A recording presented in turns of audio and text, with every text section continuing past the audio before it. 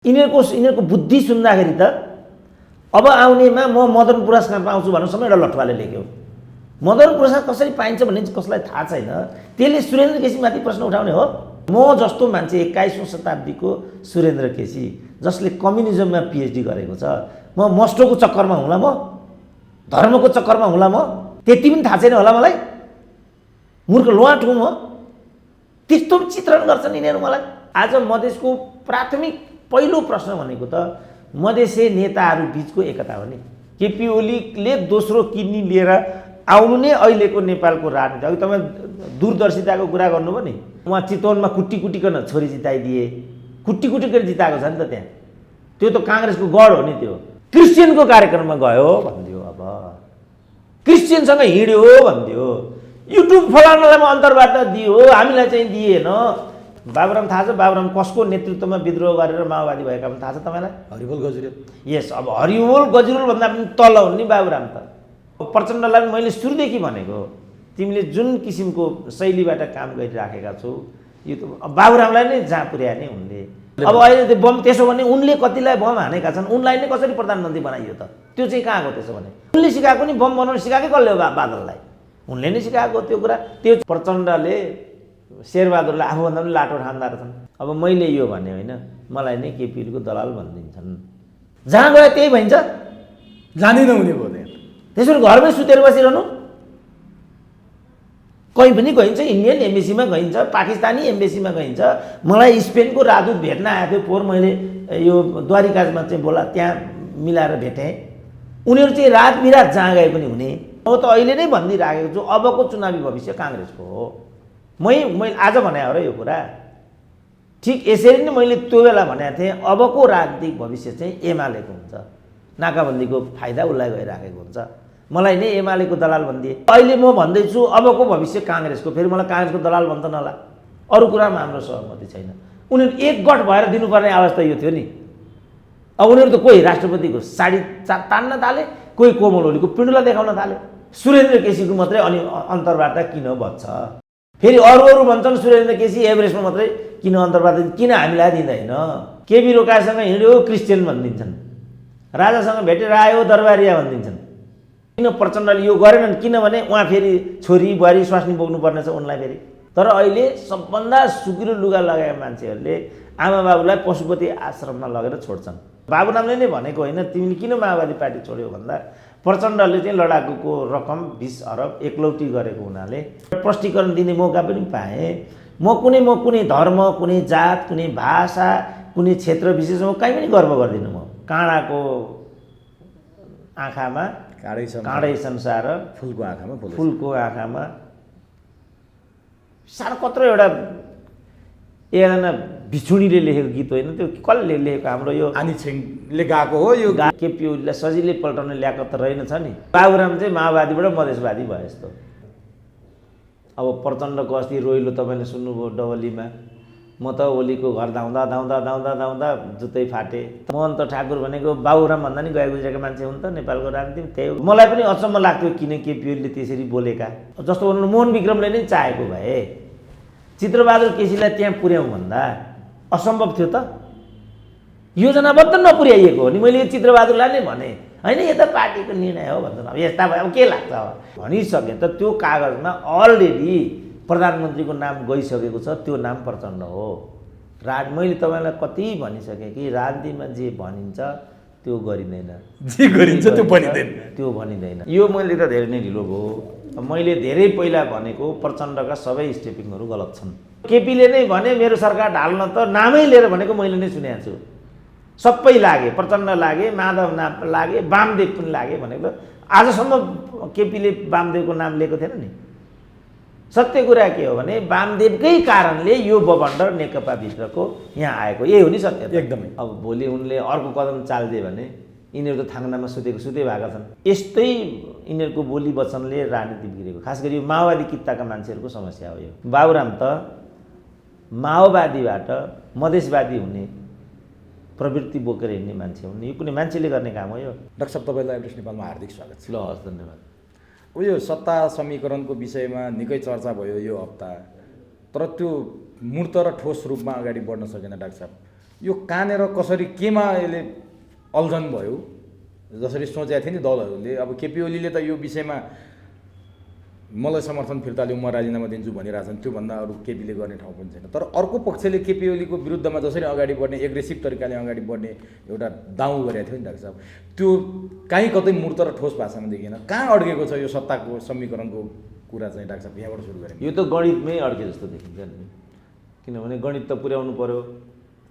अब अहिले प्राविधिकमा हेर्दाखेरि माओवादीले समर्थन फिर्ता लिएको छैन, हजुर, बरु प्रदेशमा यो किसिमको गाई जात्रा देखा पर्न थाल्यो। हजुर, गण्डकीमा पनि माओवादीका दुईटाले राजीनामा दिए भन्ने भयो, कर्णालीमा पनि त्यही कुरा सुनिएको छ।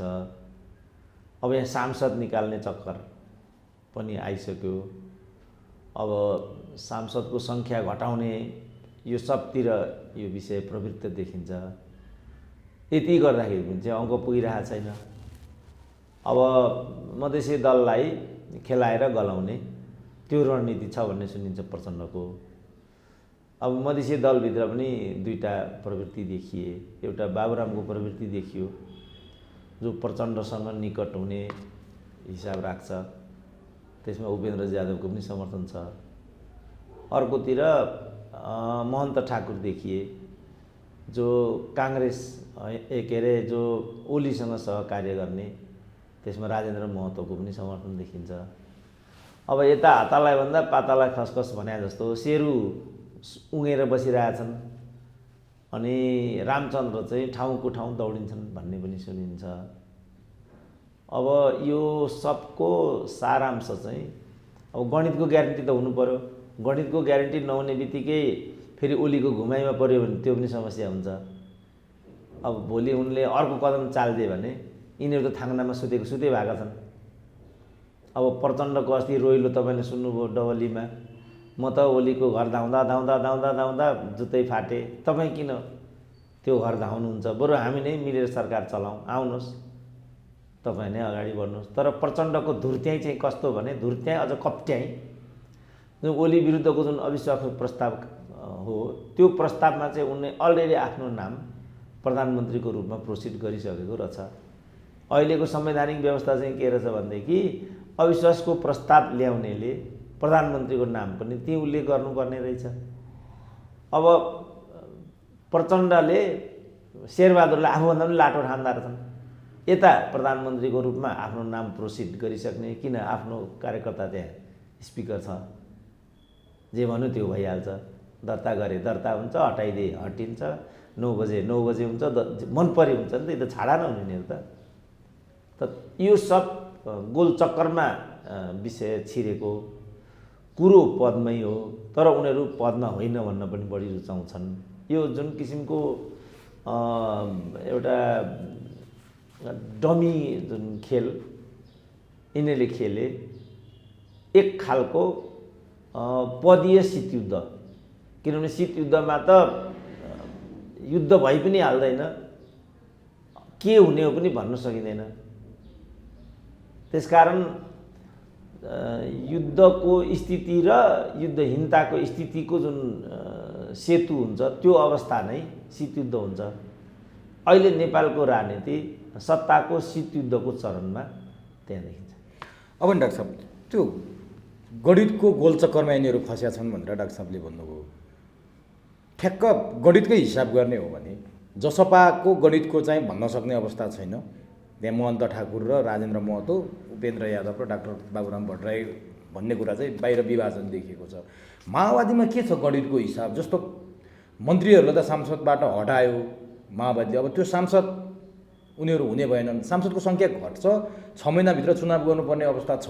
त्यो 6 महिनाभन्दा अगाडि अब के हिसाबले गणितको हिसाब किताब हुन्छ? माओवादीले हटायो नि 4 जनालाई, संसदबाटै हटाइदियो, उनीहरूको त सांसद पद जान्छ होला अब सायद, के हुन्छ त्यहाँ? अब त्यो त जान्छ नै जान्छ, त्यसमा त दुई मतै भएन। त्यसो भए अब बहुमत कतिको हुन्छ त डाक्टर साहब? हाम्रो जति पहिला बहुमत 138 लिनुपर्ने भन्ने कुरा थियो नि, अब कहाँ झर्छ त्यो? अब त्यो चाहिँ त एउटा संवैधानिक बिन्दु त त्यहाँ हुन जाला। तर अब यो पनि त यिनीहरूको पनि त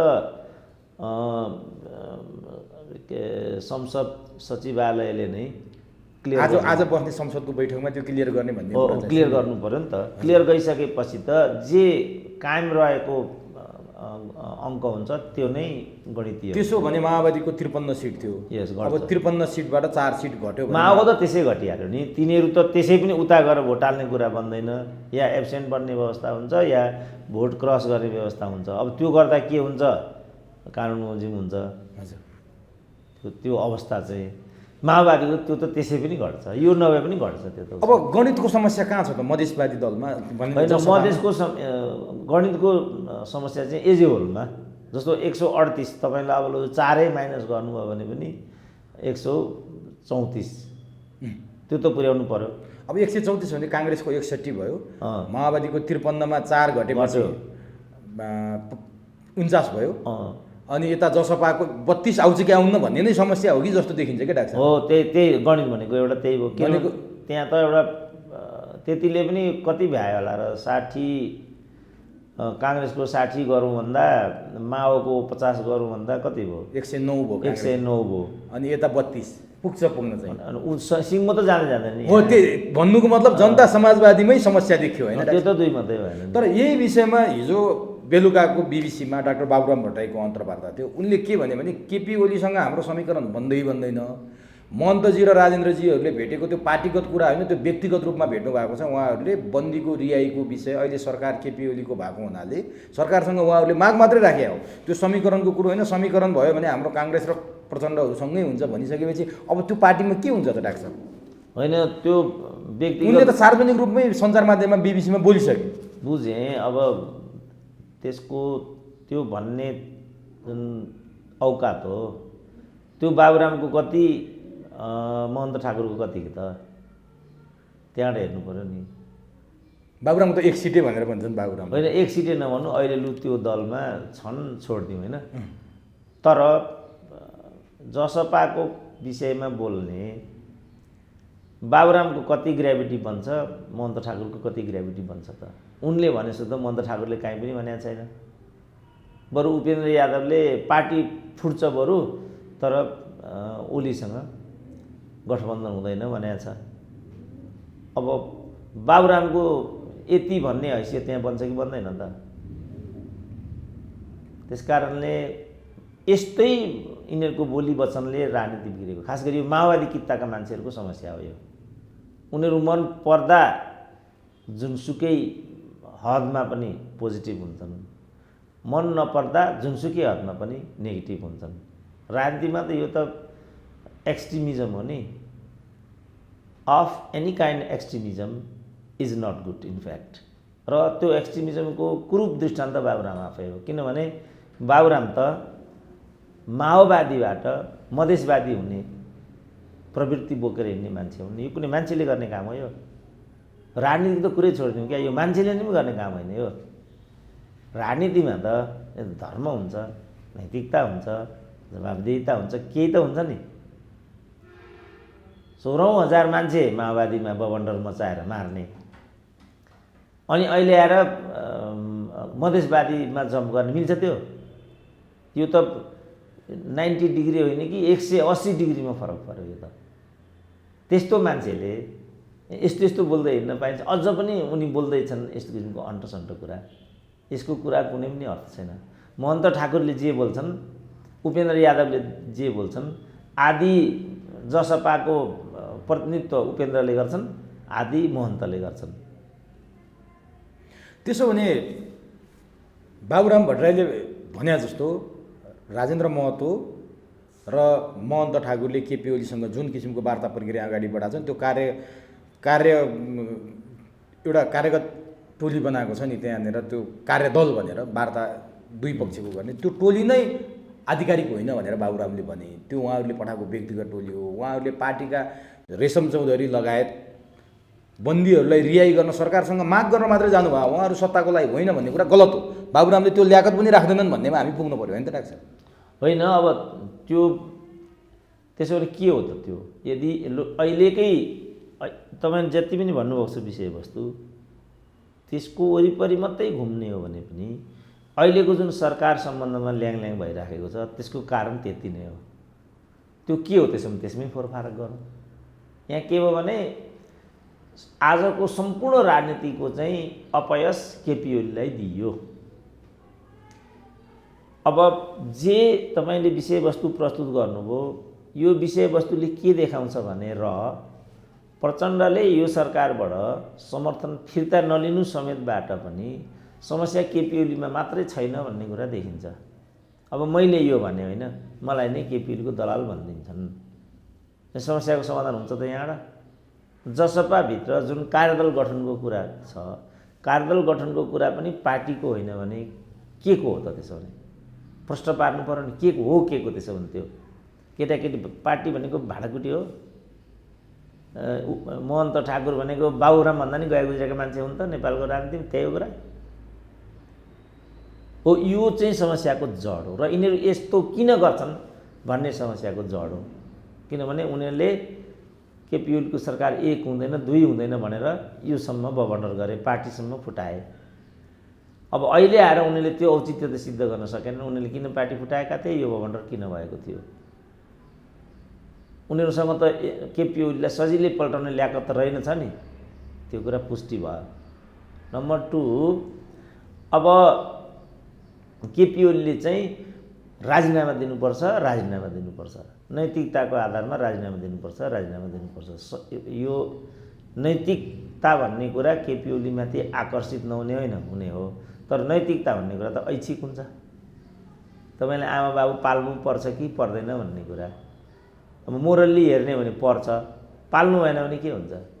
जस्तो अहिले एउटा राष्ट्र ब्याङ्कको एउटा कर्मचारीले आमाको सम्पत्ति, त्यो पनि सानो सम्पत्ति हो र करोडौँको सम्पत्ति, त्यो पनि आमा अचेत भएको अवस्थामा ल्याप्चे ठोकेर हत्याएको, त्यति मात्रै होइन अनि आमालाई भरण पोषण पनि नगरेको भन्ने कुरा पुष्टि भयो। राष्ट्र ब्याङ्कको पनि डाइरेक्टर भनेपछि के भने प्रथम श्रेणी होला, सेकेन्ड क्लास त पक्कै होला, डाइरेक्टर भन्ने त त्यहाँको त्यति त हुन्छ नै हुन्छ। अब राष्ट्र ब्याङ्कको सेकेन्ड क्लास अफिसर भनेपछि ग्रेजुएट त पक्का छ त्यो मान्छे, यस्तो हरकत गरेर हिँड्छ। पक्राउ भनेको त सरकारी हत्कण्डा भयो, हो कि होइन?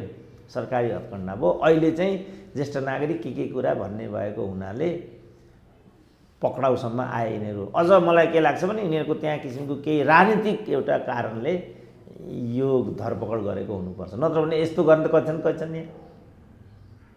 ल बालवाटारमा त्यत्रो भयो, जसले विचलन गरेको छ हुन्छन् र पक्राउ। वाइट बडी त्यत्रो भइरहेछ, हुन्छन् र पक्राउ। गोकुल बास्कोटामाथि हुन्छ र कारबाही हो। यो जुन हाम्रो कार्यशैली छ, यो कार्यशैली समस्याको जड हो। अब यो कुरा हामी कुनै हालतमा मान्दैनौँ, किनभने यो पक्ष विपक्षबाट हामी विषयलाई बुझ्छौँ, व्याख्या गर्छौँ, हरेक ठाउँमा यही गर्छौँ नि हामी। समाचार त्यसरी नै सम्प्रेषण गर्छौँ, अन्तर्वार्ता त्यसरी नै बजाउँछौँ, नियुक्ति त्यसरी नै दिन्छौँ, उम्मेदवार त्यसरी नै खडा गर्छौँ। त्यसपछि सबै विषय गन्दागोल भइहाल्छ नि। लोकतन्त्र भनेको त के हो? यो चाहिँ योग्यतामुखी हुन्छ र पारदर्शिता यसमा अपरिहार्य हुन्छ। माइनस ती चिज त्यो लोकतन्त्रै हुँदैन। जब लोकतन्त्रै होइन भने त उही बाबुराम चाहिँ माओवादीबाट मधेसवादी भयो जस्तो। अब बाबुराम माओवादीबाट मधेसवादी हुनुको पछाडि कुन तर्कले काम गर्छ ल भन्नु त?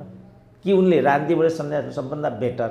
एकजना थिए भगवती दास श्रेष्ठ भन्ने इलामका, तिनी छन् कि दिवंगत भइसक्यो मलाई थाहा छैन, अहिले पछिल्लो 10 वर्षको रिपोर्टिङ मलाई भएन। तिनले के भन्थे भने तिनी पञ्चायतमा सक्रिय थिए र तिनले के भन्थे भने बहुदल आयो भने म चाहिँ नागरिकको रूपमा जीवन बिताउँछु, तर राजनीतिक रूपमा म कतै पनि आबद्ध हुन्न भन्थे के।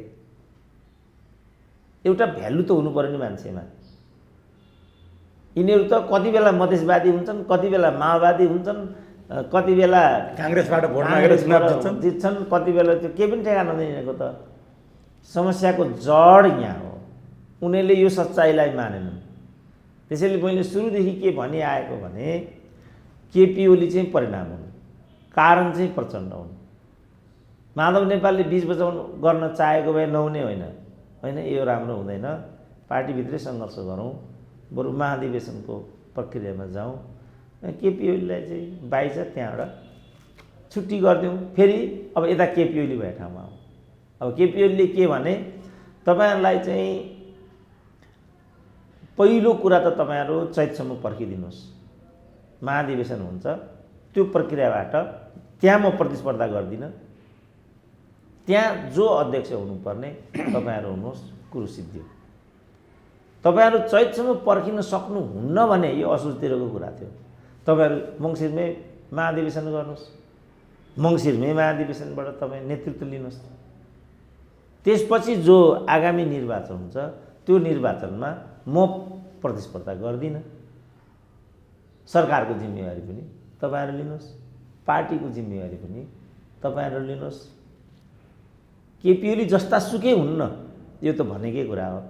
तर यो उनले के को लागि भने तिगडम र एउटा प्रचारबाजीको लागि भने कि साँच्चीकै मनमुटुबाट भने भन्नेमा चाहिँ डिबेट छ डाक्टर साहब फेरि, होइन र?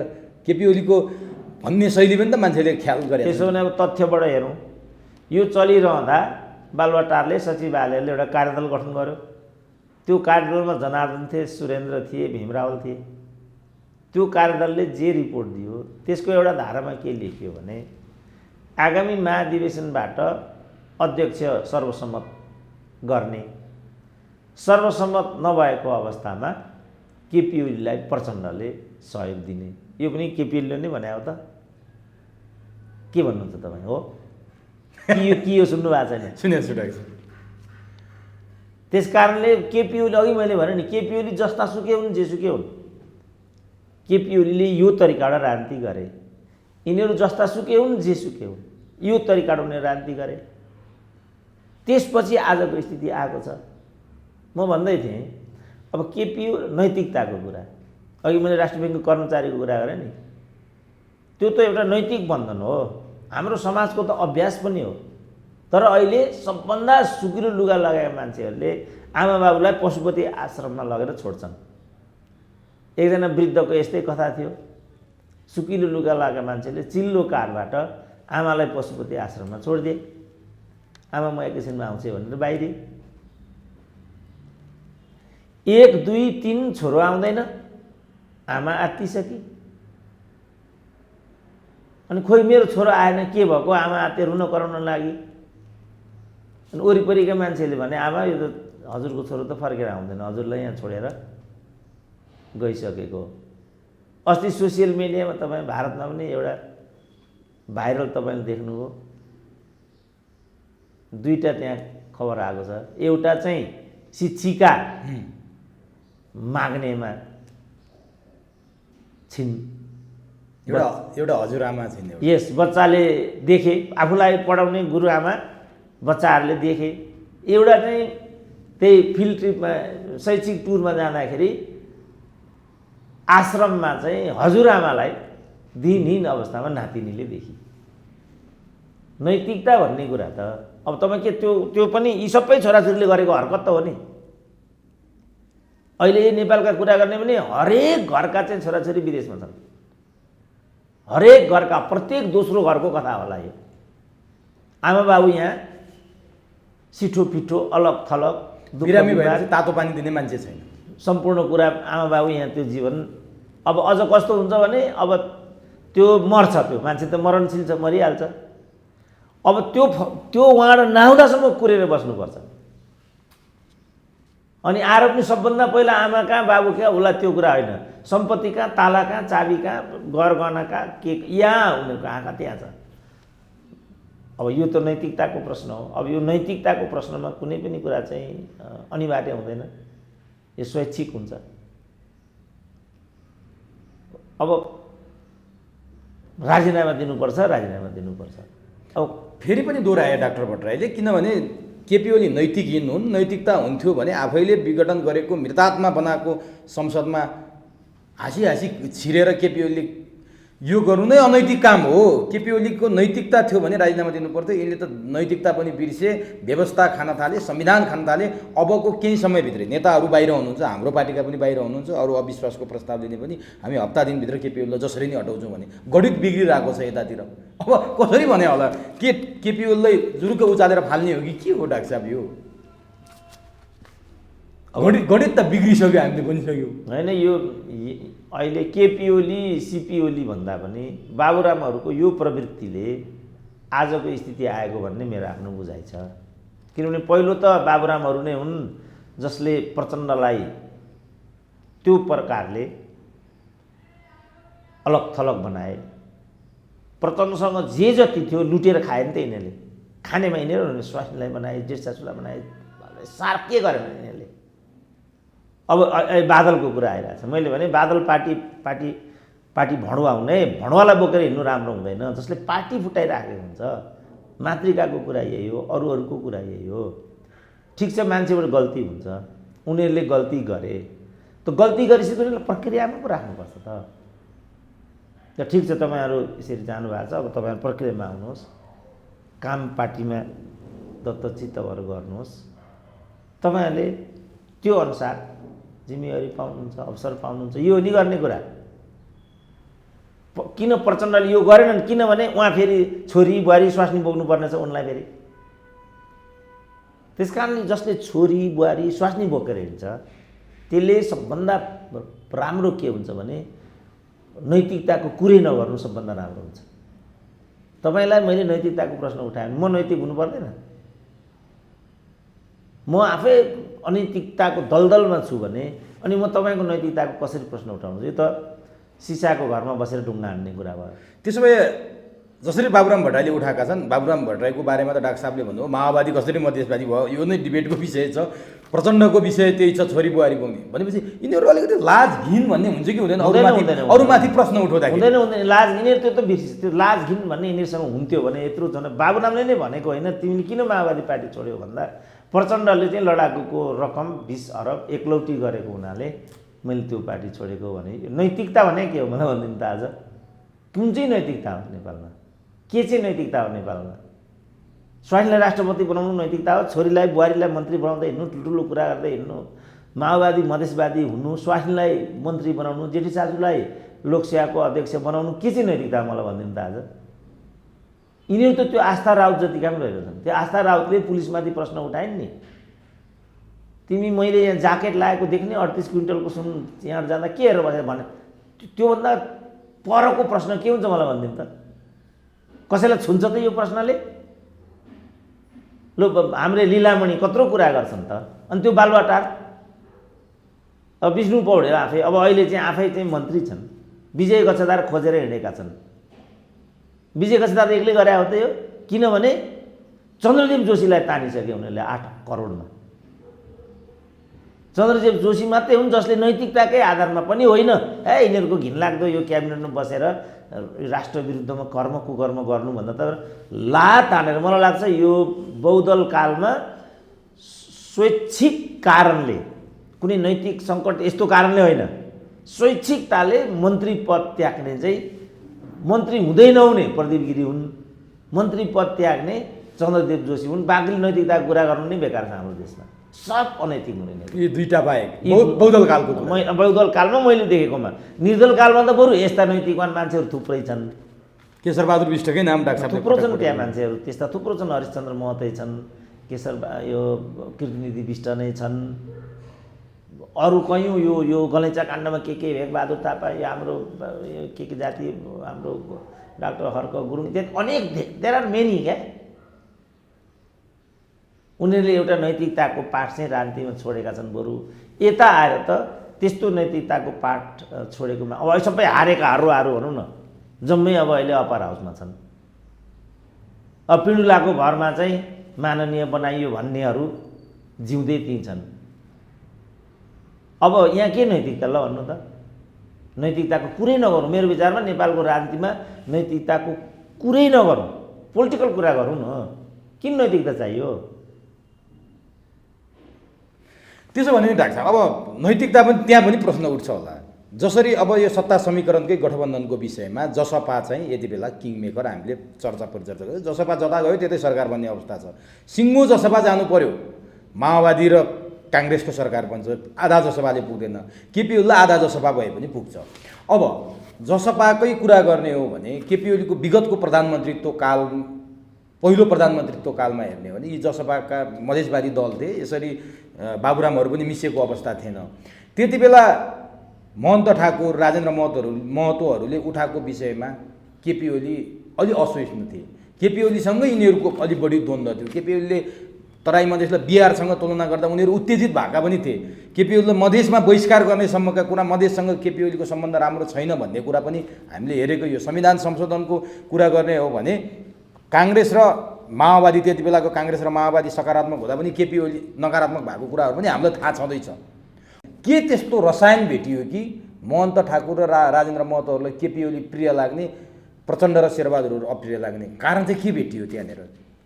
होइन, अब यसमा पनि तपाईँले भनेको कुरा सिद्धान्तमा मिल्छ, व्यवहारमा मिल्दैन। किनभने उनीहरूको त्यो खालको चाहिँ देखिन्छ र ओलीलाई त मधेस विरोधी भनेर चित्रित गरेकै हो। मानेन, मधेस प्रवेश निषेधसम्म गरे एकदमै, होइन?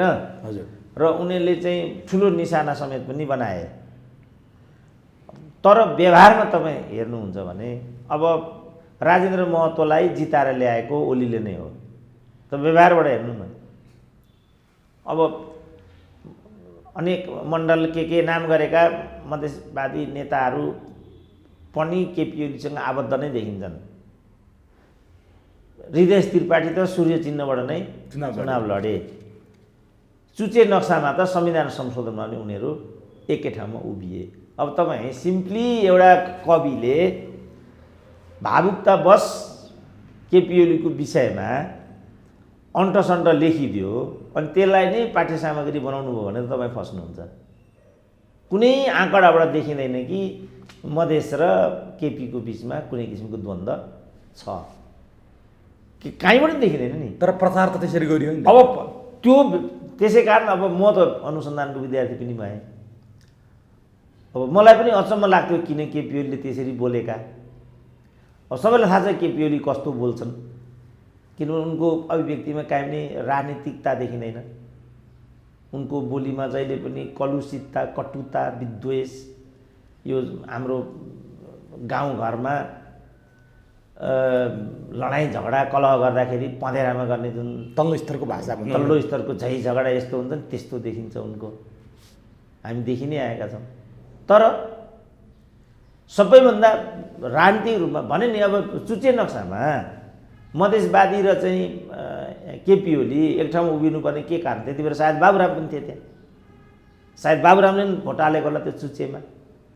दिल्लीमा गएर अर्कै कुरा गरिरहेछन् उनले। त्यस्तो पढे लेखेको नेताले त्यस्तो गर्न मिल्छ?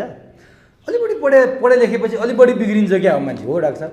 होइन, त्यो त त्यस्तो किन हुन्थ्यो? अब होइन, बाबुरामको भाषा अन्टसन्ट भाषा, हिटलर भनेको छ, भस्मासुर भनेको छ, त्यो अध्ययन, त्यो लेभलको डक्टरेट मान्छे, पिएचडी मान्छेले बोल्ने भाषा त अलि सुहाएन नि त भन्ने पनि त छन् एक थरी जमात, होइन त डाक्टर साहब? कहिले भस्मासुर, कहिले हिटलर, कहिले के अन्टसन्टै बोले हो नि। त्यो त उनको स्कुलिङ र ग्रुमिङको समस्या हो। अब कम्युनिस्ट स्कुलिङबाट आएको, जस्तो माओको बोली हेर्नुहोस् न, उहाँ कुनै पनि कम्युनिस्ट नेताहरूको तपाईँ बोली हेर्नु, पेपर टाइगर भन्छन्, इम्पेरियलिस्ट भन्छन्, गद्दार भन्छन्, अहिले यहीँ पनि लाल गद्दार सुन्नु तपाईँ। यो त स्कुलिङको समस्या हो, पढ्दैमा हुँदैन। किनभने विश्व संसारलाई हेर्ने आँखा भनेको त तपाईँको दृष्टिकोण हो नि, होइन? काँडाको आँखामा काँडै संसार, फुलको आँखामा फुलको आँखामा सानो कत्रो एउटा एकजना भिछुडीले लेखेको गीत होइन त्यो? कसले लेखेको? हाम्रो यो आनी छिङले गाएको हो। यो गाएको हाम्रो कवि हुनुहुन्छ नि एकजना, के कवि, के ना यस्तो नाम बिर्सिन्छ। अब सङ्गीतकार चाहिँ न्यू बज्राचार्य हो, दुर्गालाल श्रेष्ठ। दुर्गालाल श्रेष्ठले लेखेको गीत, कत्रो पिएचडी गरेको थियो दुर्गालालले। त्यो उनको दृष्टिकोण हो, होइन? ठुल्ठुला स्रष्टाहरू हुन्छन्, त्यो डिग्रीले त, डिग्री त मैले त्यसलाई के भनेको छु भने डिग्री भनेको एउटा गहना मात्रै हो भनेको छु। डिग्री भनेको चाहिँ तपाईँले गहना लाउँदैमा तपाईँको व्यक्तित्व खुल्छ भन्ने त होइन नि। गहना लाउनु भयो भने सुनमा सुगन्ध हो, तर गहना नलाउँदैमा तपाईँको व्यक्तित्व खुल्दैन भन्ने कुरा चाहिँ होइन। डिग्री मैले किन म पनि उच्च डिग्री प्राप्त व्यक्ति हुँ, त डिग्रीको सन्दर्भमा मलाई के लाग्छ भने त्यो एउटा गहना मात्रै, आभूषण मात्रै हो। त्यो भए पनि हुन्छ, नभए पनि हुन्छ। कुनै कुनै तपाईँ धार्मिक कार्यक्रममा तपाईँले त्यहाँ चाहिँ वक्ताहरू महिला वक्ताहरू पनि त्यहाँ तपाईँ देख्नुहुन्छ। तिनीहरूले नाममा गहन मलाई लाग्छ लागेकै हुँदैन होला अधिकांशले। उनीहरू के कम देखिएका हुन्छन् त त्यहाँ। हाम्रो रामदेव स्वामी कमसेकम एउटा भेस्ट चाहिँ लगाइदिए हुन्थ्यो होला भन्ने लाग्छ मलाई, तर सर्वाङ्ग देखिन्छन् उनी। मैले चाहिँ नयराज पन्तको हाम्रो उद्देश्य र कार्यप्रणाली भन्ने एउटा किताब हिजो उनका पुत्र डाक्टर महेशराज पन्त मार्फत मैले प्राप्त गरेँ। किनभने त्यो किताब बजारमा नपाइने, मैले फोन गरेर गुरु यो किताब मलाई चाहियो भने, अब उनीहरू विनयशील छन् होइन। बाबुराम भए त्यो गराउन सक्थेँ होला र म। बाबुराम हुन त 1000 गुणा माथि हुन् नि महेशराज पन्त त। तर उनी नेपाल प्रज्ञा प्रतिष्ठानको कुलपति हुन्छन् र उनी। अनि कुलपति भएरन् भन्दैमा महेशराज पन्तै केही हुनन् भन्न थालियो भने विषय फेरि कहाँबाट कहाँ पुग्छ। त्यो किताब म पढ्दै थिएँ। त्यहाँ महेशराज पन्तले के भनेका रहेछन् भने यही पोसाककै कुरा आयो। जब मुसलमानहरू भारतमा आए, उनीहरूले चाहिँ फारसी र मुस्लिम दर्शनलाई भारतमाथि फारसी भाषा अन्य उर्दू के गरेर इस्लाम धार्मिक दर्शन मार्फत हिन्दुत्वको दर्शन र विचारलाई उनीहरूले क्रमशः पछि पार्दै 500-600 वर्ष त्यहाँ मुस्लिम राज्य खडा गरे। त्यसपछि अङ्ग्रेजहरू आए। अङ्ग्रेजहरू आइसकेपछि अङ्ग्रेजले चाहिँ भारतीयहरूमाथि शासन गर्नुपर्ने भयो। अब कसरी शासन गर्ने त? त्यो क्रममा उनीहरूले अङ्ग्रेजी शिक्षा प्रादुर्भाव गरे, अङ्ग्रेजी पहिरन प्रादुर्भाव गरे। अनि त्यहाँ एउटा पङ्क्ति खडा गरे उनीहरूले। त्यो पङ्क्ति चाहिँ अङ्ग्रेज त थिएन, तर अङ्ग्रेजभन्दा पनि गहिरो गरे अङ्ग्रेजी भाषा, धर्म, संस्कृति र शासन प्रणालीप्रति चाहिँ भक्तिभाव जनाउँथ्यो। पछिबाट महात्मा गान्धी आए। महात्मा गान्धी आएपछि उनले के फिलोसफी निर्माण गरे भने अङ्ग्रेजी पहिरन पोसाकै लगाएर अङ्ग्रेजी रीतिरिवाज, भाषा, धर्म नै गरेर त हामी अङ्ग्रेजी शासन पढाउन सक्दैनौँ। त्यसो भएको हुनाले उनले चाहिँ उनी त युकेबाटै पढेर आएका थिए। साउथ अफ्रिकामा त ब्यारिस्टर थिए उनी, सबै त्यहाँको थाहा थियो उनलाई। त्यहाँबाट उनले के बुझे भने यो ठिक रहेछ, भारतीयहरूमाथि जे भइराखेको थियो, म पढेर जहाँ आइपुगेँ वकालतबाट जे पैसा मैले कमाउँछु यो धिक्कार छ। भरजन्म घाँसीतिर म नदी धन कमायो, म घाँसी दरिद्र घरको तर बुद्धि कस्तो म भानुभक्त धनी भइकन आज यस्तो भन्या जस्तो। अब गान्धी अनि त्यहाँ आएर उनले के गरे, थपक्क नै त्यो अङ्ग्रेजी पहिरन पोसाक को कारणले जसरी हामीमा दासत्वको एउटा मनोवृत्ति छ, त्यो मनोवृत्तिबाट उन्मुक्त नभइकन भारतलाई चाहिँ विदेशी प्रभुत्वबाट हटाउन सकिँदैन भन्ने क्रममा गान्धीले चाहिँ त्यो पहिरन पोसाक हासिल गरेका थिए। अब नेपाल भएटामा आउँ। अब नेपालमा पनि जसरी विदेशी प्रभाव छ, जसरी विदेशी भाषाको प्रभाव छ, किन अहिले यहीँ पनि अङ्ग्रेजी नजान्नेलाई, सुट नलाउनेलाई यी पनि पढे लेखेको भन्दैनन्, छैन, सम्मानै छैन। अब त्यो टुप्पी पालेको, धरो लगाएको, जनै लगाएको बाहुन देख्यो भने त हाँस्छन् यहाँका मान्छे। अहिले के गरिराखेको थाहा छ यिनीहरूले, मैले के गरिराखेको भन्ने त थाहा पाएका छन्।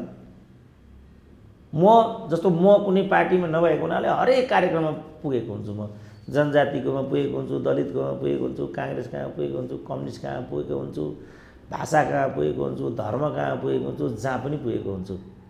मेरो सङ्गत पनि फेरि त्यही छ, क्रिस्चियनसँग पनि छ, मुस्लिमसँग पनि छ, यो ब्राह्मणवाला के हो यो शिवसेनावालासँग पनि छ, राजासँग त गएर भेटेरै आएँ, बाबुरामहरूसँग पनि कत्रो मेरो आदान प्रदान थियो। कोहीसँग पनि मैले कुनै पनि किसिमको बारण गरेको छैन नि, किनभने म कुनै पनि दलमा आबद्ध नभएको हुनाले मैले त्यसरी चिजलाई हेरेको पनि छैन। तर म जहाँ गयो त्यो हप्ता मलाई नेपालमा खुट्टा टेक्नै गाह्रो हुन्छ। केबी रोकासँग हिँड्यो क्रिस्चियन भनिदिन्छन्, राजासँग भेटेर आयो दरबारिया भनिदिन्छन्। अब तराईमा गयो भारतको दलाल भनिदिन्छन्। अब हिजो अस्ति यो मस्टोवालाको एउटा कार्यक्रम रहेछ, त्यो त समाचारै डाक्टर साहबको आएको मैले देखेँ। त्यसमा म सहभागी भएँ। तर यो मस्ट विवादमा चाहिँ निकै तानिएको छ। त्यो त उनीहरूको विभाग हो, त्यसमै डिबेट गरौँ न।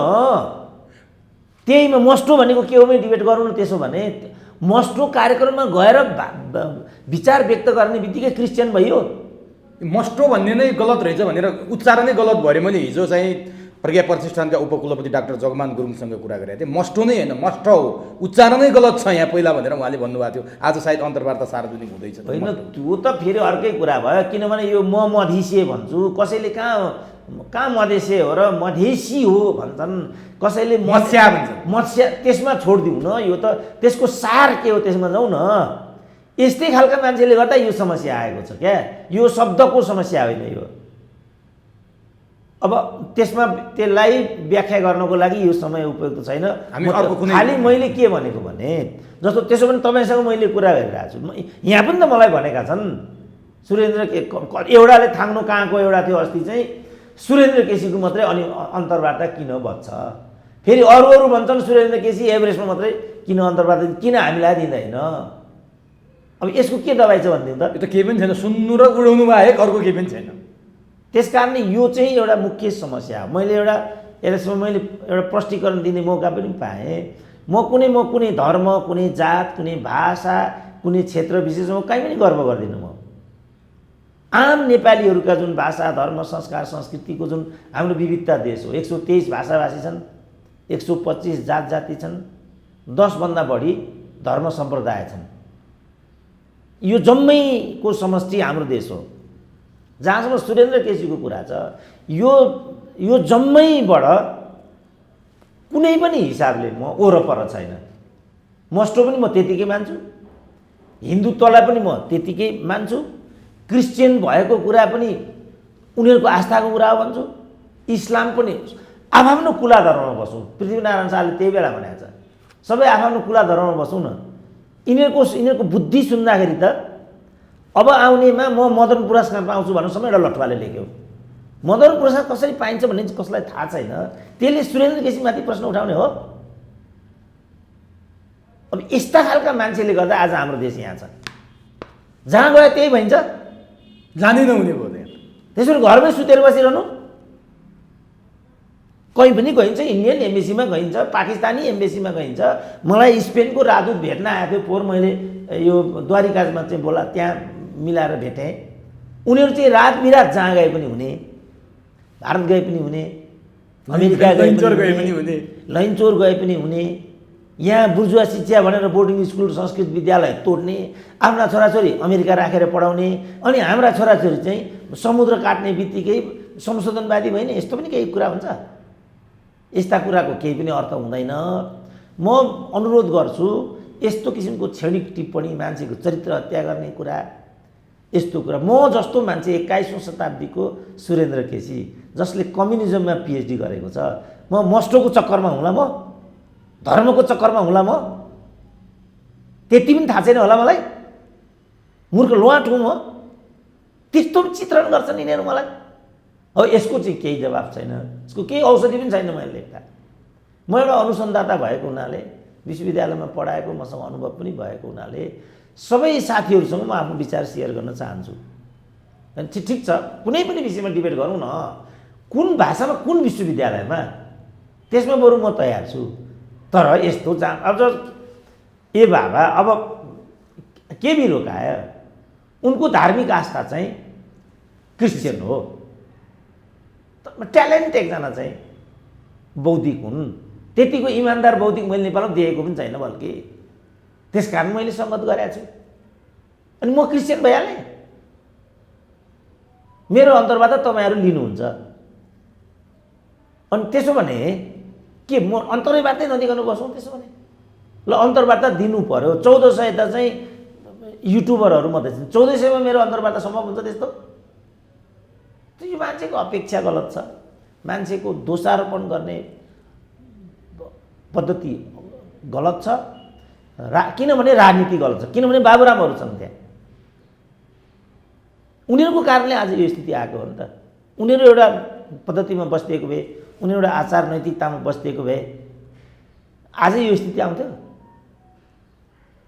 उनीहरूले दल बदल गर्दा अवसरवाद हुँदैन, हामी चुइक्कै दाहिने देब्रे हुँ त कत्रो अवसरवाद हुन्छ? यो व्याख्या नै गलत छ। बुद्धिजीवीहरू अवसरवादी हुन्छन् भन्ने कम्युनिस्टहरूले फिलोसफी बनाएका छन्, त्यो नै गलत छ। राजनीति अवसरवादी भएको हुनाले, नेता अवसरवादी भएको हुनाले र त्यसको पछाडि लाग्ने बौद्धिकहरू अवसरवादी हुन पुगेका हुन्। त्यसकारण मैले के भनेको छु भने पार्टीको कार्यकर्ता बौद्धिकै हुन सक्दैन र नेपालमा बौद्धिक पनि छैन, नागरिक समाज पनि छैन, अधिकार कर्मी पनि छैनन्, मिडिया पनि छैन भनिदिएको छु मैले। किनभने पार्टीसँग एउटा सङ्कीर्ण र सङ्कुचित विचार लिएर हिँड्ने पनि मिडिया हुन्छ, अर्काको चरित्र हत्या गर्ने, भाइरल बनाएर चाहिँ कमाउने, त्यस्तो पनि मिडिया हुन्छ। भइ त रहेछ त्यो कुरा यहाँ। बौद्धिक ल भन्नु अहिले नै भनौँ, जस्तो मैले भने जो ओली चाहिँ निर्वाचनमा गएका थिए, लोकतन्त्रमा इस्यु डिबेटहरू आएपछि त्यो डिबेट के हो कस्तो हो भन्ने निर्क्युल गर्ने अधिकारी हामी होइन नि, जनतै हो नि त। डिक्टेटरसिपमा पो शासकले निदो गर्छ, राजाले संविधान दिए संविधान दिन्छ, संशोधन गरे संशोधन हुन्छ, नगरे हुँदैन। तर लोकतन्त्रमा त के हो कस्तो जस्तो भन्नु, बाबुराम चाहिँ यो माओवादीबाट मधेसवादी भए, गोर्खाका जनताले तिमीले यो लिएको स्टेपिङ ठिक छ भनेर भर्डी दिएको हुनाले न कुरुसामको सांसद त्यही हो नि कुरो। यदि त्यो गलत थियो भने त गोर्खाका जनताले नो भनिदिनु पर्थ्यो नि त, गोर्खाका जनताले त यस भन्थे, सिद्धो कुरा हो। लोकतन्त्रमा त लोकतन्त्रमा त यसलाई मानिदिनु पर्यो। होइन भने बाबुराम चाहिँ 3 महिनामा चाडा राजनीति बदल्छन्, कहिले नयाँ शक्ति भन्छन्, कहिले वाम एकता भन्छन्, कहिले चाहिँ काङ्ग्रेससँग सहकार्य गर्छन्, अन्त्यमा गएर चाहिँ मधेसवादी बन्छन्। यो नैतिकता हो त? यसमा डिबेट गरौँ। अब नि डाक्टर साहब, यो अघि मैले भनिरहेको थिएँ नि, सत्ता समीकरणमा महन्त ठाकुरहरूको, राजेन्द्र महतोहरूको, केपी ओलीसँगको सामिप्यता डाक्टर साहबले भन्नुभयो। हुन त डाक्टर साहबले पटक पटक भन्नुहुन्छ राजनीतिमा देखिने एउटा हुन्छ, गरिने अर्को हुन्छ भने जस्तै महन्त ठाकुर र केपी ओलीहरूको बिचमा हामीले देख्दा अर्को देख्यौँ, तर भइरहेछ अर्को भन्ने कुरा पनि भयो। अब कतिपयले के भन्यो भने अथवा मधेसवादी महन्त ठाकुरहरूको काङ्ग्रेससँग एलायन्स नगर्नुको मुख्य कारण चाहिँ अब आउने चुनावमा तराईमा प्रतिस्पर्धा हुने भनेको काङ्ग्रेस र मधेसवादी दलकै हो। भोलि यहाँ सत्तामा बसेर त्यहाँ प्रतिस्पर्धा गर्न अप्ठ्यारो हुने हुनाले पनि, सधैँको लागि काङ्ग्रेस प्रतिस्पर्धी भएको हुनाले पनि यो उनीहरू अनुत्सुक छन् भनेर कतिपयले व्याख्या गरेको पाइयो। त्यो हुनसक्छ? मैले त्यसै सोचेको छैन, किनभने त्यति दूरदर्शी मधेसवादी दलहरू भइदिएको भए यस्तो हुन्थ्यो भन्ने नै मलाई लाग्दैन। नेपालका सबै राजनीतिक दलहरू अवसरवादी छन्, त्यसमा थप अवसरवादी मधेसी दल जस्तो लाग्छ मलाई। उपेन्द्र यादवको कुरा गर्नु, हिजो अस्तिसम्म चाहिँ ओलीको झोला बोकेर हिँडिराखेकै थिए नि। अब कस्तो अपमान गरेर त्यहाँबाट निकालिदिए। मलाई अचम्म लाग्थ्यो, उपेन्द्र जस्तो एउटा हैसियत भएको नेता अब केपी ओलीको सरकारमा किन यसरी मरिहत्या गरेको होला जस्तो मलाई लाग्थ्यो। उपेन्द्र यादवको त यी अरू मधेसवादी नेताभन्दा एउटा राजनीतिक छवि पनि देखिन्छ क्या उनको, र राजनीतिक एउटा प्रस्तुति पनि देख्छु, म आफै पनि त्यस्तो देख्छु उपेन्द्र यादवमा। अब त्यस्ता मानिसहरू त यस्तो किसिमको गोलचक्कर काटेर हिँड्छन् भने मधेसका जनताको भावना अनुसार त यिनीहरूले केही गरेकै छैन नि। किनभने यिनीहरूले पनि दाइजोसम्ममा सांसद पद बाँडेका छन्, यिनीहरूले दाइजो नै दिएका छन् यिनीहरूले नातेदारीको आधारमा। नाता मन लाग्छ, नाताभन्दा प्रतिर त मधेसवादी दलमा त झन् एउटा पनि हुँदैन होला, जातीयता पनि त्यत्तिकै उनीहरूको सङ्कीर्णता त्यहाँभित्र हुन्छ भनेर मैले सुनेको छु।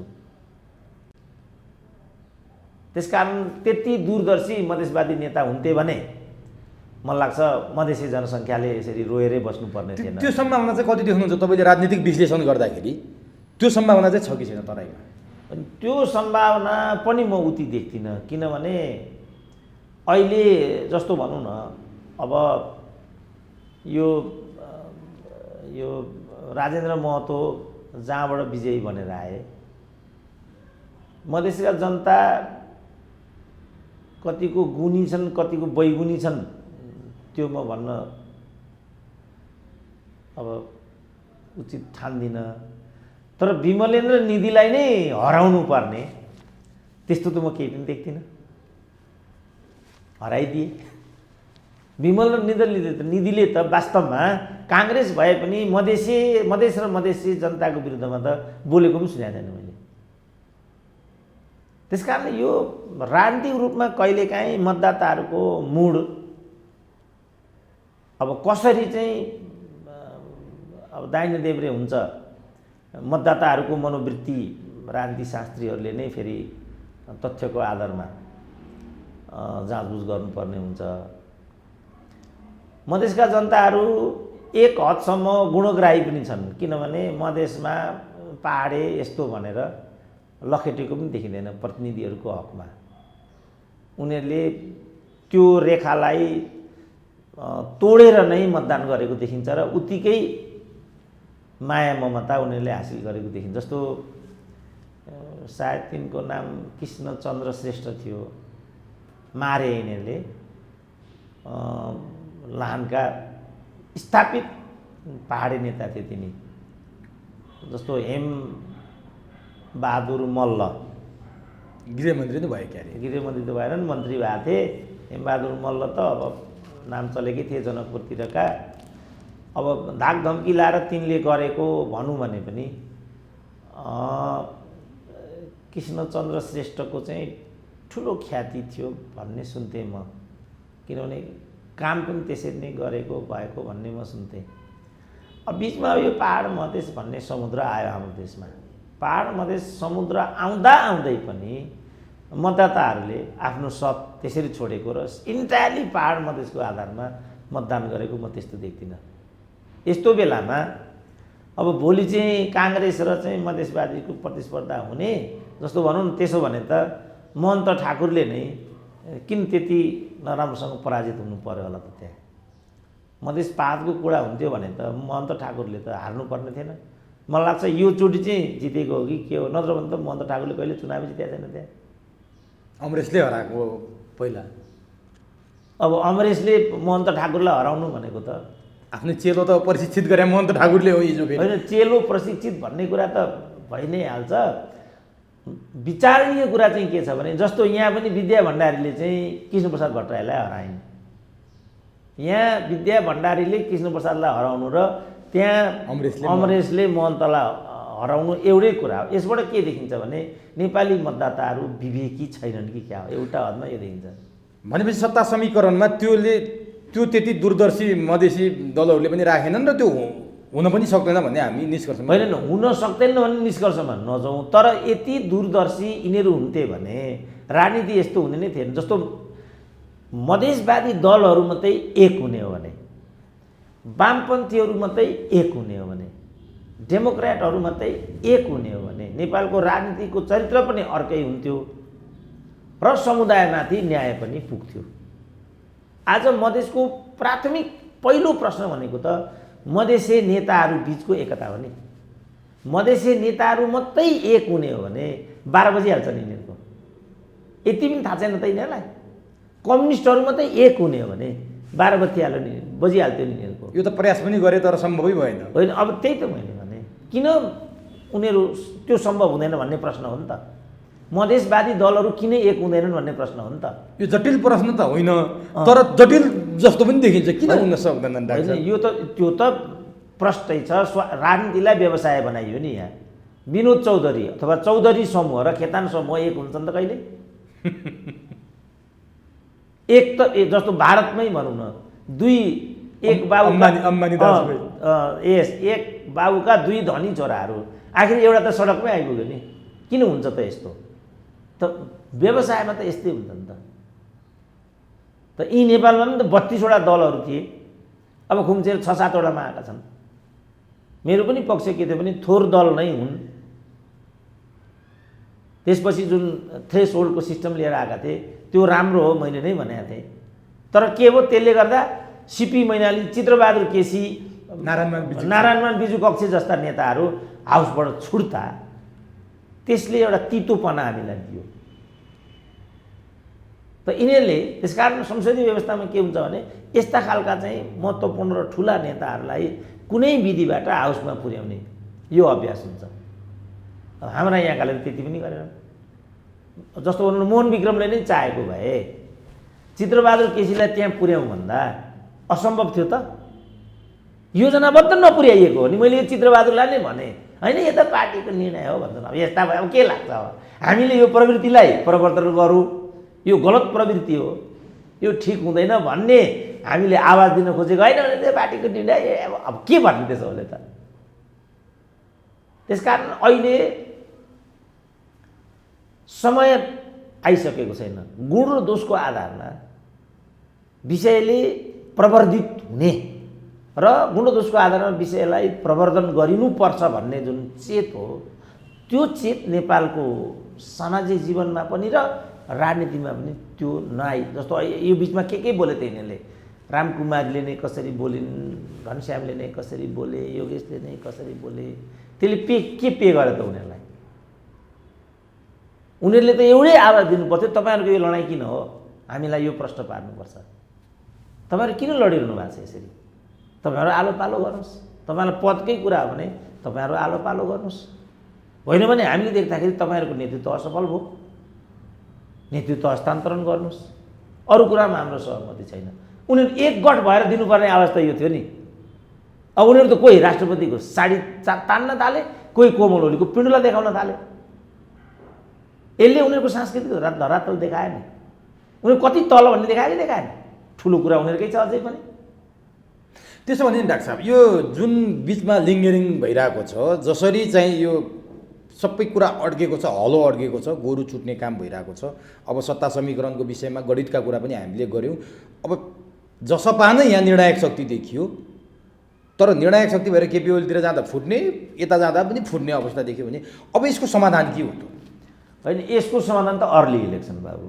समाधान चाहिएको तपाईँलाई?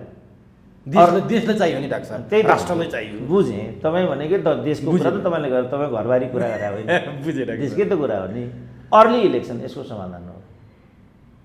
त्यसो हो भने केपी ओलीले अर्को एउटा चाहिँ कदम चाल्दैछन् भन्ने कुरा पनि काहीँ कतै पढ्न पाइएको थियो।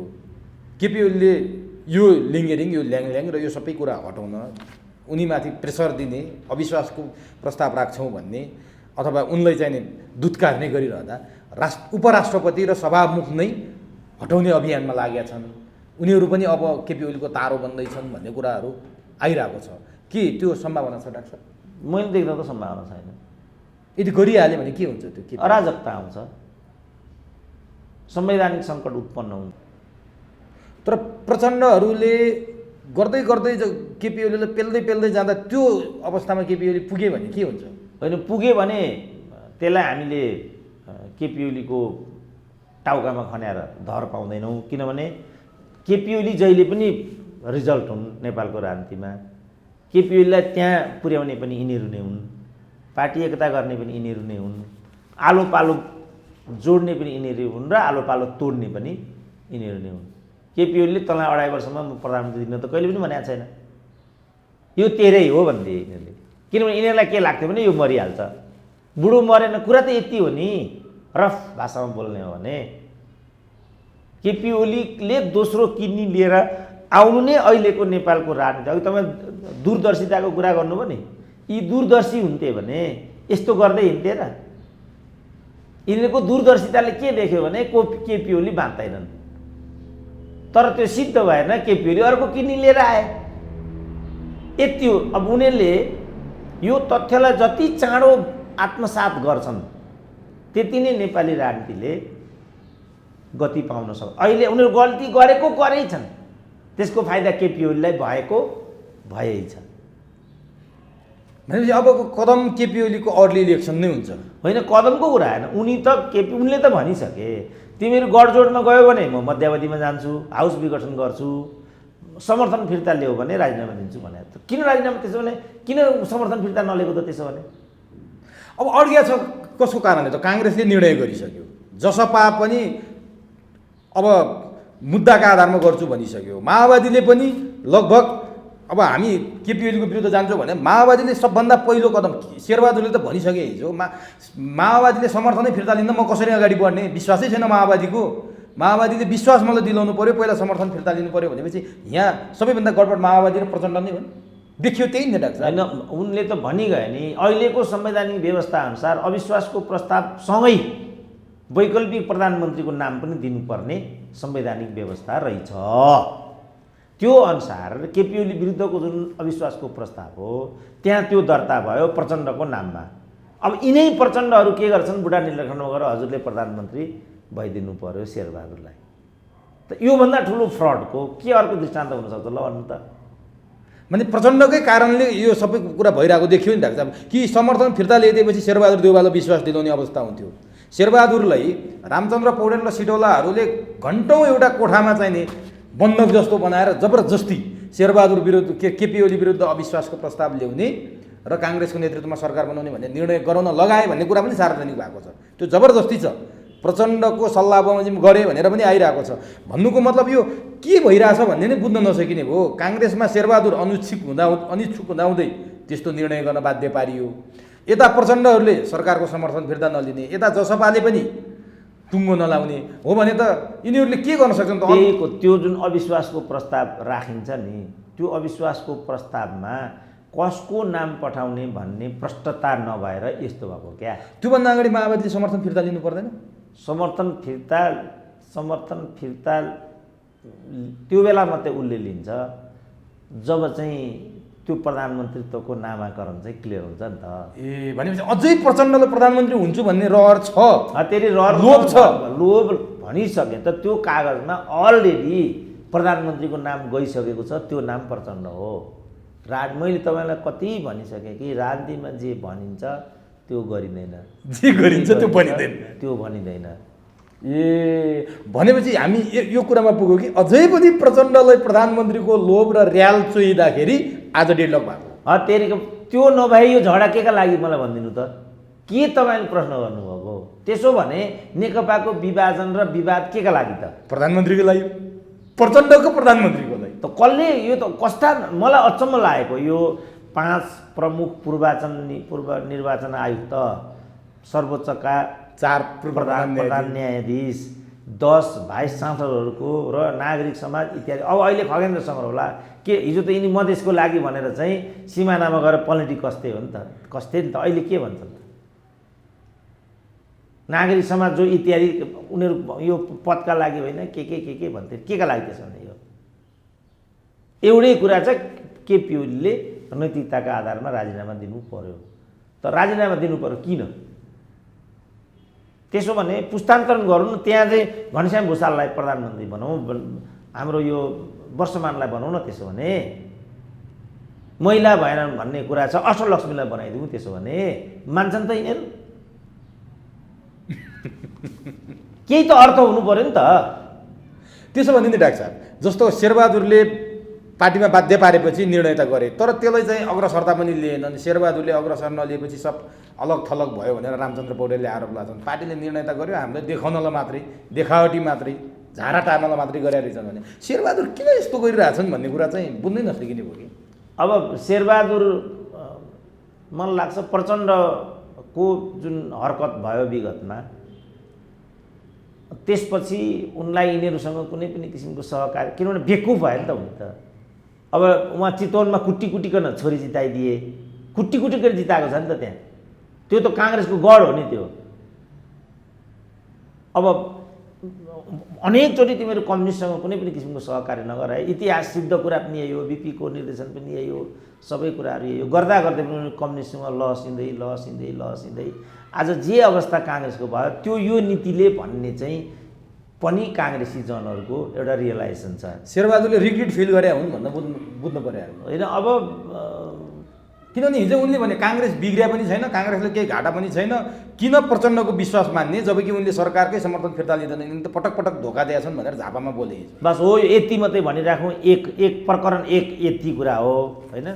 दोस्रो कुरा चाहिँ कुनै पनि हिसाबबाट अबको राजनीतिक भविष्य त काङ्ग्रेसलाई हो नि त।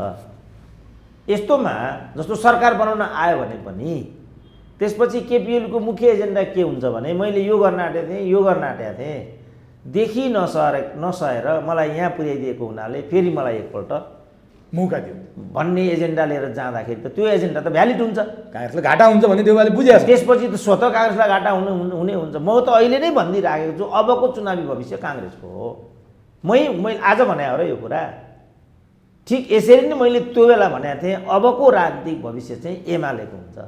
नाकाबन्दीको फाइदा उसलाई गइराखेको हुन्छ। मलाई नै एमालेको दलाल भनिदिए, अहिले ठ्याक्कै त्यस्तै अवस्था दियो। अब अहिले म भन्दैछु अबको भविष्य काङ्ग्रेसको, फेरि मलाई काङ्ग्रेसको दलाल भन्छ नला। त्यस कारणले कसले के भन्छ भन्ने कुरालाई हेक्का राख्दै हतप्रभ हुन थालियो भने त घरबाटै बाहिर निस्किने स्थिति हुँदो रहेछ क्या। यहाँ यिनीहरूका जतिका पार्टीका फोरम छन्, यिनीहरूका नागरिक समाज छन्, यिनीहरूका मिडिया छन्, यिनीहरूका पत्र पत्रिका छन्, यिनीहरूका टिभी छन्, हरेक ठाउँमा सुरेन्द्र केसी त प्रतिबन्धित छ नि त। जुन ठाउँमा गयो यिनीहरूको आँखा लागेको नि त।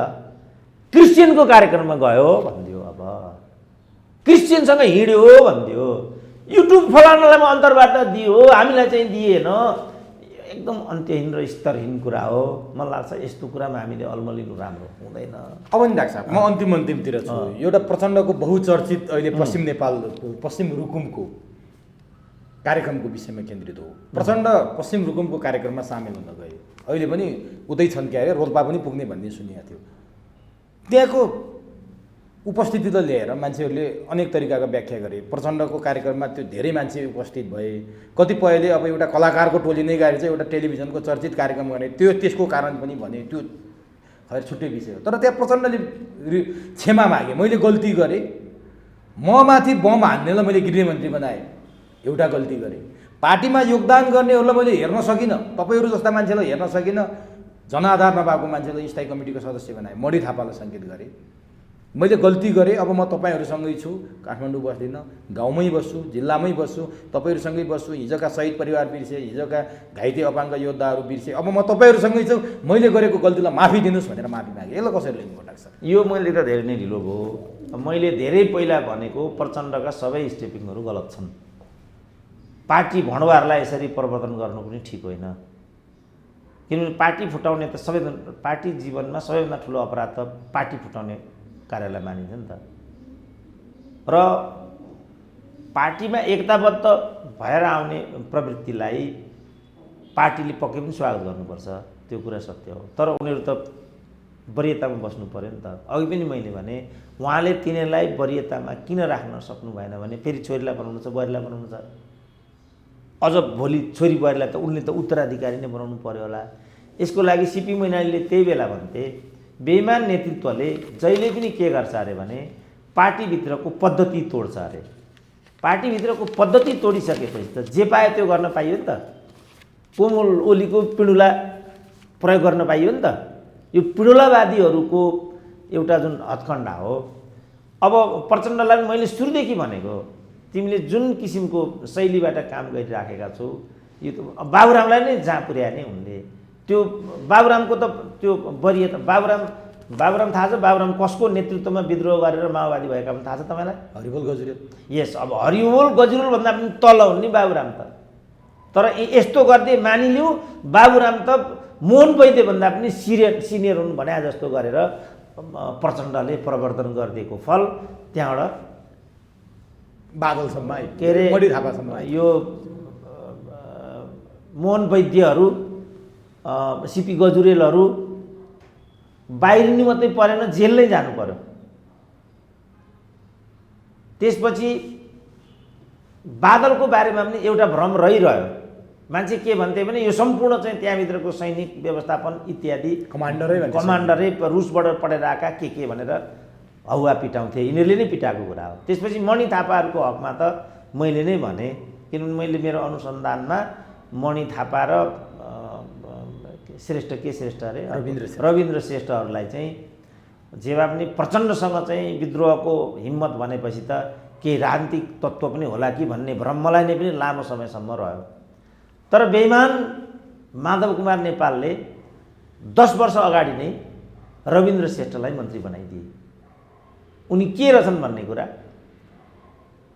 नाङ्गिन धेरै समय लागेन। त्यसपछि उनको चित्र तपाईँलाई थाहा छँदैछ। मणि थापा भए ठाउँमा आउँ। अब अहिले मणि थापा के भन्छन्, जनयुद्धको लिगेसी प्रचण्डसँग छैन, केपी ओलीसँग छ। यो त राजनीतिक अपरिपक्वताको प्रकाष्ठा हो नि, यो एकदमै तुच्छ प्रतिक्रिया पनि हो नि त। यो हेर्दा के गरेको त विगत फर्केर हेर्नु पर्यो नि। माधव नेपालले के गरेको, आफ्ना कैयौँ साथीलाई छोडेर रविन्द्रलाई मन्त्री बनाइराखेका छन्। अब प्रचण्डले हेर्नु पर्यो आफ्ना कैयौँ साथीलाई छोडेर के गरेर, अब केपी ओलीले हेर्नु पर्यो आफ्ना त्यहाँ कैयौँ छ नि त। घनश्याम भुषालको रिसले, योगेश भट्टराईको रिसले मणि थापा बोकेर हिँडिरहेको छ नि त। एउटै प्रवृत्ति त हो नि यो।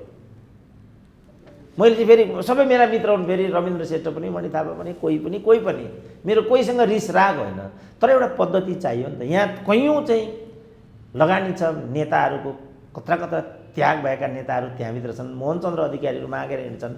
यिनीहरू पिँढुला हेरेर चाहिँ मान्छेलाई माननीय बनाउँदै हिँड्ने हो। त्यस्ताहरूको लागि राष्ट्रिय सभा परिकल्पना गरेको हो संविधानले। हाम्रो त यहाँ हो नि, फेरि हाम्रो कोमल ओलीसँग पो के दुश्मनी छ र?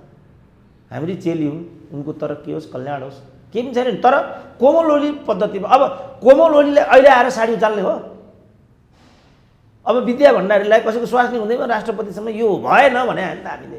अब अहिले आएर सेतो साडी भन्ने हो? अब अहिले आएर बम हान्नेलाई गृहमन्त्री बनायो भनेर प्रचण्डले अब अहिले त्यो बम, त्यसो भने उनले कतिलाई बम हानेका छन्, उनलाई नै कसरी प्रधानमन्त्री बनाइयो त?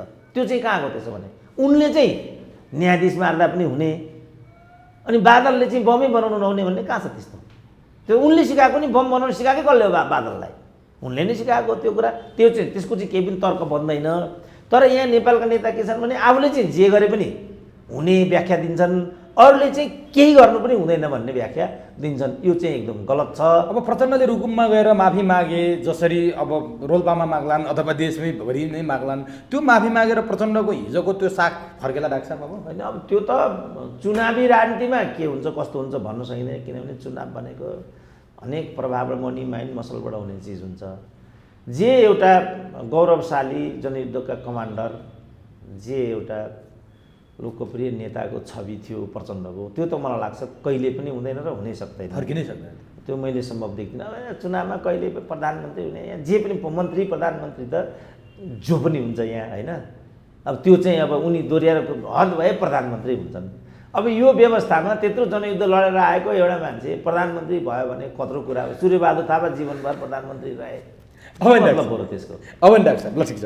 अब प्रचण्डले 4 जनालाई कारबाही गरेको पत्र थमाइसकेपछि सांसदहरूमा प्रभु शाहले आक्रोश व्यक्त गरे। प्रचण्डले के नैतिकता छ हामीलाई कारबाही गर्ने? प्रचण्डले निरङ्कुशता देखाए।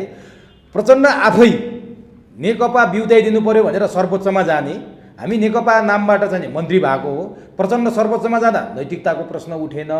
अहिले हामीमाथि नैतिकताको प्रश्न उठाएर प्रचण्डले कारबाहीको दण्ड प्रश्न मिल्छ? प्रचण्डसँग कुन नैतिकता छ त्यस्तो? किन गएको सर्वोच्चमा चाहिँ नेकपा फेरि बिउताउने? यदि उनी माओवादी केन्द्र नै थिए भने हामीले किन कारबाही गर्ने? प्रचण्डले यो अनैतिक र नैतिकहीन काम गरे भनेर प्रश्न उठाए। होइन, यो चाहिँ जस्तो यो कार्य प्रक्रिया जस्तो पो होला, जे पो होला, तर नेकपा माओवादी केन्द्रबाट निर्वाचित भएका सांसदहरू त हुन् नि त, यिनीहरू त त्यति पनि बुझ्दैन नि। होइन, त्यो हुँ भने नेकपा माओवादी केन्द्र बिउतिसकेपछि प्रचण्ड किन नेकपा फेरि बिउताउनु पर्यो भनेर गएको त? हामी त नेकपाबाट गएको हो नि त, एमालेको सरकार होइन त्यो त। अनि हामीले हिजो पार्टी एकता गर्दाखेरि प्रचण्डलाई केही नहुने, गठबन्धन गर्दा प्रचण्डलाई केही नहुने, आज हामी नेकपाबाट मन्त्री बनेका छौँ अनि हामीमाथि किन प्रश्न उठ्ने? अब यो गठबन्धन गरेको केही नहुने, अदालतमा किन गएको, यो के हो भनेर प्रश्न उठाउने ठाउँ त फेरि आफ्नो पार्टी नै हुन्छ नि त, पार्टी व्यवस्थामा त। भनेपछि प्रचण्डले कारबाही गरेर ठिक गरेका छन्, एउटा विधि पद्धति अनुसार। होइन, ठिक गलतमा हामी नजाउँ, किनभने ठिक गलत भन्ने बित्तिकै तेरो मेरो भन्ने हुन्छ। तर पार्टी व्यवस्थामा पार्टी अनुशासन, पार्टीको नेतृत्व, उसको निर्देशन त मान्य हुने भयो नि त। त्यसो भने डाक्टर साहब, अब म अन्तिममा छु। यस्तै भएको छ यता माधव नेपाल र केपी ओलीको। फेरि उनीहरूको समानान्तर कमिटी गठन भएको छ। अब उनीहरूले केन्द्रको सङ्घको समानान्तर कमिटी अध्यक्ष घोषणा गर्न मात्रै बाँकी छ। माधव नेपालले एउटा कार्यक्रममा अस्ति भने कि तपाईँहरू कोही पनि नआत्तिनुहोस्, यदि केपी ओलीकै भएछ नेकपा एमाले भने पनि तपाईँहरूको संरक्षण र तपाईँहरूको सुरक्षा गर्न माधव नेपाल तयार छ।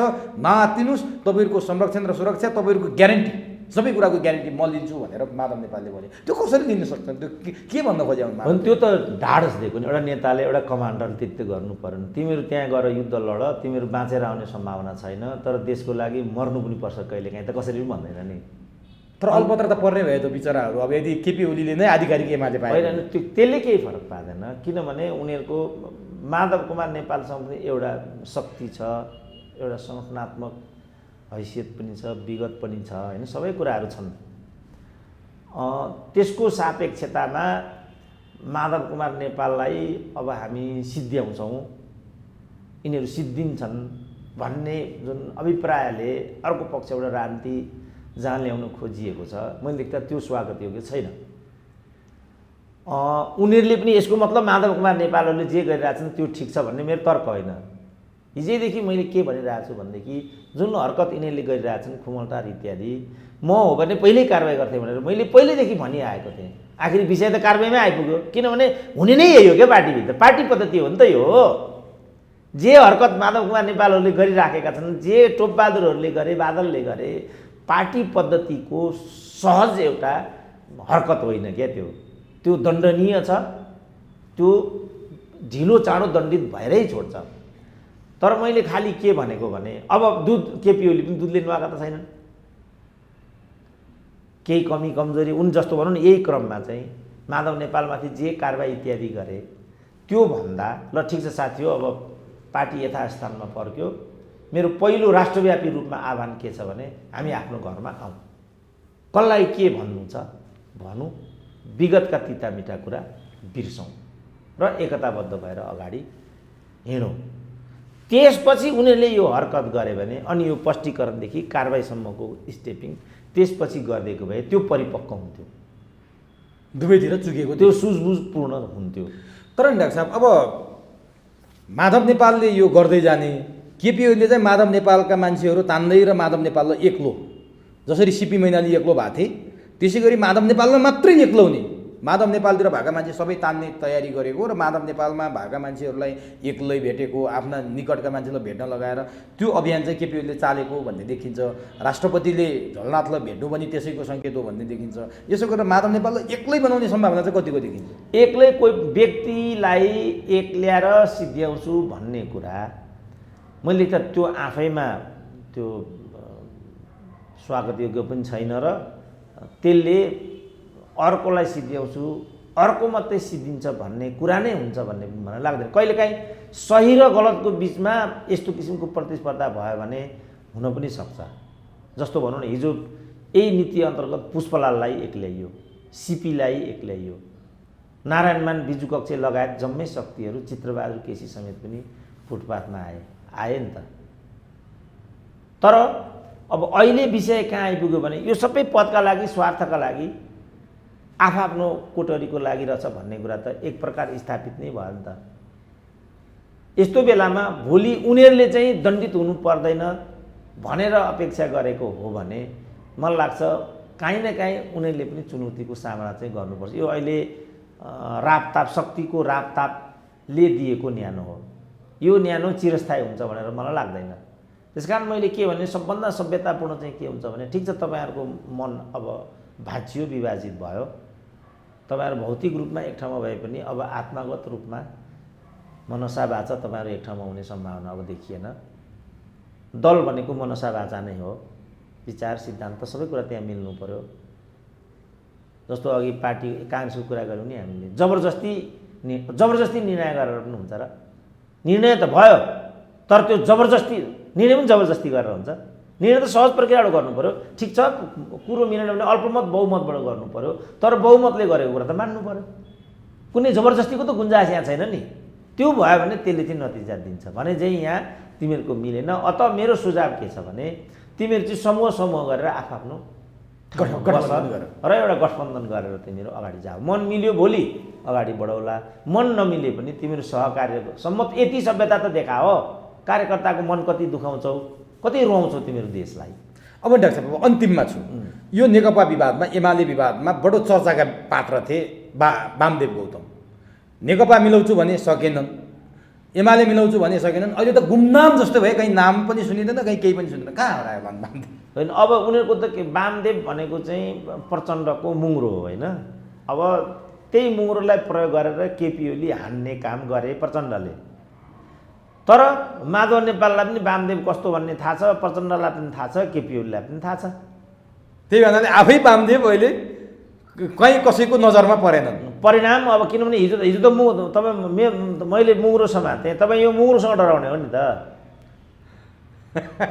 यो मुङ्रोसँग र तपाईँ डराउ यो मुङ्रो कसैले यहाँबाट छुटिदियो भनेदेखि तपाईँ मसँग किन डराउनु तपाईँले हाल्नु त नि भनेपछि मुङ्रो आज भुइँमा झऱ्यो त्यसमा केपीले नै भने मेरो सरकार ढाल्न त नामै लिएर भनेको मैले नै सुनेको छु सबै लागे प्रचण्ड लागे माधव लागे वामदेव पनि लागे भनेको आजसम्म केपीले वामदेवको नाम लिएको थिएन नि सत्य कुरा के हो भने वामदेवकै कारणले यो बबन्डर नेकपाभित्रको यहाँ आएको यही हो नि सत्य एकदमै त्यसपछि उनले जे नियति बेहोर्नुपर्छ बेहोरे मैले लेख्दा कुरा त्यति हो हस् डाक्टर साहब समय दिनुभयो महत्त्वपूर्ण भनाइ राखिदिनु भयो यसको लागि तपाईँलाई हार्दिक धन्यवाद ल हस् धन्यवाद